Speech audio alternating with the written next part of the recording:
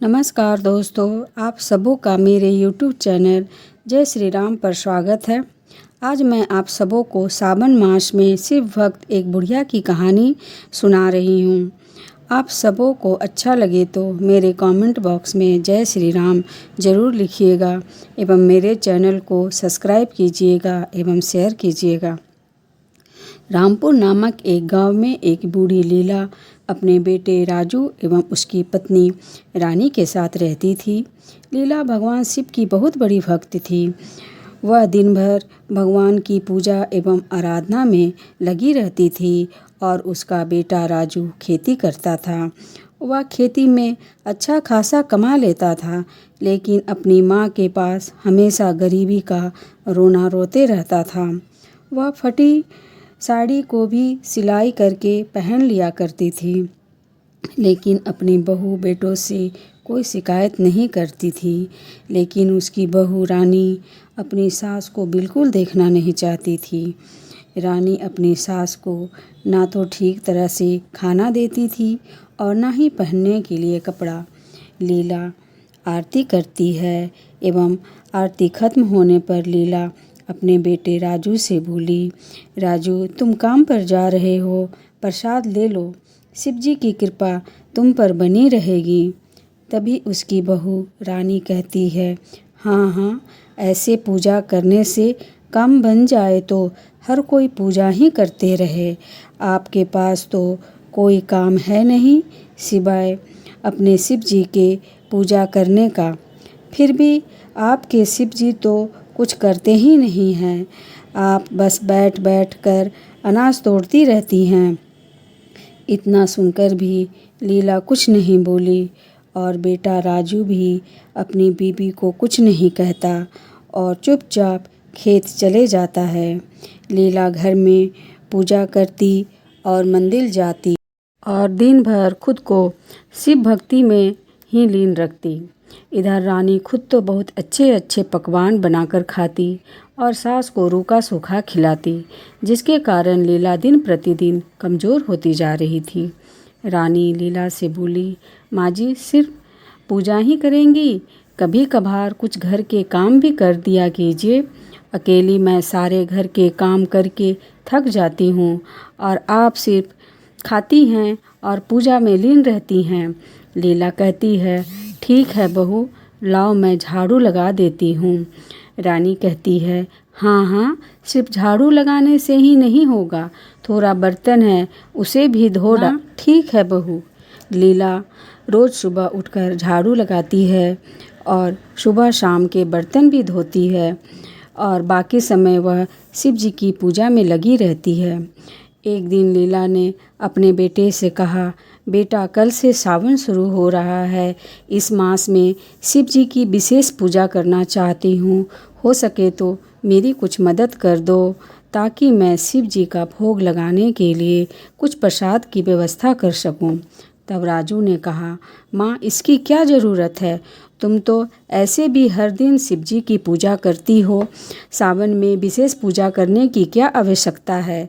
तभी उसकी बहू ने कहा, हाँ ऐसे भी इस बार खेती अच्छी नहीं हुई है, अभी पैसों की काफ़ी दिक्कत है, इसलिए अपना पूजा पाठ जिस तरह से करती थी उसी तरह से कर लें। लीला कुछ नहीं कहती है और चुपचाप वहाँ से बाहर चली जाती है। तब रानी को अपनी सास और भी बोझ लगने लगी थी। इधर भगवान शिव अपने ध्यान में लीन रहते हैं। तभी माता पार्वती जी ने शिव से कहा, प्रभु लीला आपकी अनंत भक्त है, वह इतनी तकलीफ़ में है, अब आप उसका दुख देखा नहीं जा रहा है, आप उसके लिए कुछ क्यों नहीं करते, मुझे तो अब उसका दुख देखा नहीं जाता। तब शिव जी ने कहा, देखो देखो देवी, इंसान को अपने पिछले जन्म के कर्म हर हाल में भोगना पड़ता है, वही हो रहा है लीला के साथ, पर बस और कुछ ही दिन है, इसके बाद उसके सारे कष्ट दूर हो जाएंगे। इधर रानी अपने पति राजू से कहती है, सुनो जी, 2 दिन बाद मेरे भाई की शादी है। मैंने सारी खरीदारी कर ली है। आपके लिए भी हर रस्म के हिसाब से अलग अलग तरह के कपड़े ले लिए हैं। मुझे कल ही मायके जाना है, पर परेशानी यह है कि इस बार हमारी फसल काफ़ी अच्छी हुई है। ऐसे में उसकी देखभाल कौन करेगा? तुम ठीक कहती हो, ऐसा करो तुम चली जाओ, मैं यहीं रहता हूँ। तभी रानी कहती है, अरे आप ये कैसी बातें कर रहे हैं? आप नहीं जाएंगे तो लोग क्या कहेंगे? देखो मैं क्या कहती हूँ, माँ जी तो ऐसे भी कुछ करती नहीं है। खेतों में ही बने उस झोपड़ी में उन्हें रहने को दे दो और उनकी शिव जी की मूर्ति भी वहीं दे दो। वो वहीं पर रहकर शिव जी की भक्ति भी कर लेंगी और अपना खाना भी बनाकर खा लेंगी और खेतों की देखभाल भी कर लेंगी। तब राजू कहता है, शायद तुम ठीक कह रही हो। राजू अगले ही दिन लीला को लेकर खेत पर चले जाता है और वहीं पर लीला को रहने का इंतजाम कर अपने ससुराल चले जाता है। यहाँ लीला जैसे तैसे अपना जीवन गुजारने लगती है और शिव भक्ति में भी और भी अधिक लीन हो जाती है।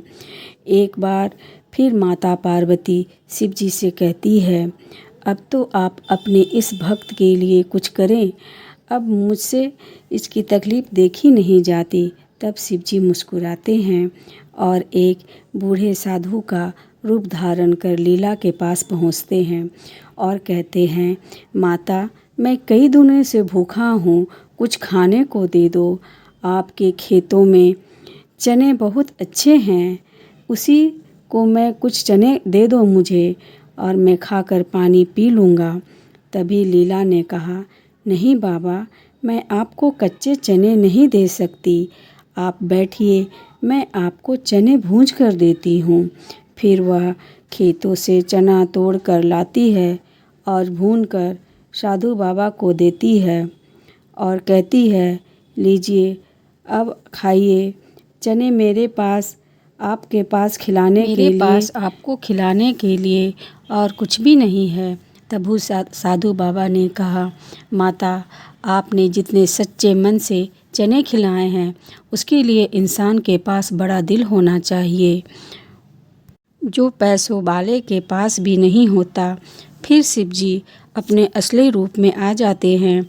ये देखकर लीला उनके चरणों में गिर जाती है और रोने लगती है और कहती है, प्रभु मुझे आपके दर्शन हो गए, मेरा जीवन धन्य हो गया, मेरा जीवन धन्य हो गया प्रभु। तब शिव जी ने कहा, मैं तेरी भक्ति से प्रसन्न हूँ, मांगो तुम मुझसे क्या मांगना चाहती हो। तब लीला कहती है, भगवान आप यहीं पर अपनी एक मंदिर बनवा दे जहाँ पर मैं शांति से पूजा कर सकूँ। फिर भगवान शिव वहीं पर एक सुंदर मंदिर का निर्माण कर देते हैं और फिर वह अंतर्ध्यान हो जाते हैं। यह बात गाँव में फैल जाती है और हर ओर लीला की जय जयकार होने लगती है।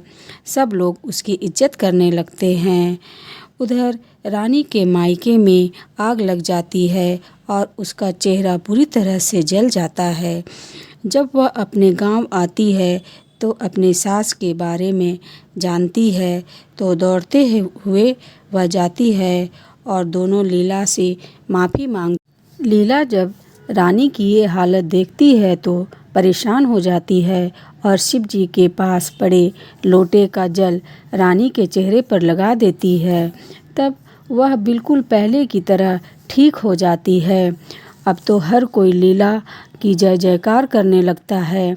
रानी लीला से कहती है, माँ जी मुझे माफ़ कर दीजिए, चलिए घर चलते हैं और अब हम सब साथ रहेंगे। फिर राजू ने कहा, माँ मुझे माफ़ कर दो, मैंने कभी तुम्हारी इज्जत नहीं की, मैं बहुत बड़ा पापी हूँ। फिर रानी भी कहती है, हाँ माँ जी हम दोनों को माफ़ कर दीजिए और चलिए घर चलते हैं। तब लीला कहती है, मैं अब कहीं नहीं जाऊंगी, जितने भी शेष जीवन बचा है उसे अपने प्रभु के चरणों में ही गुजारूंगी। फिर एक दिन पूजा करते वक्त ही प्रभु के चरणों में अपना सिर रखती है और उनकी आत्मा उनके शरीर से निकल जाती है।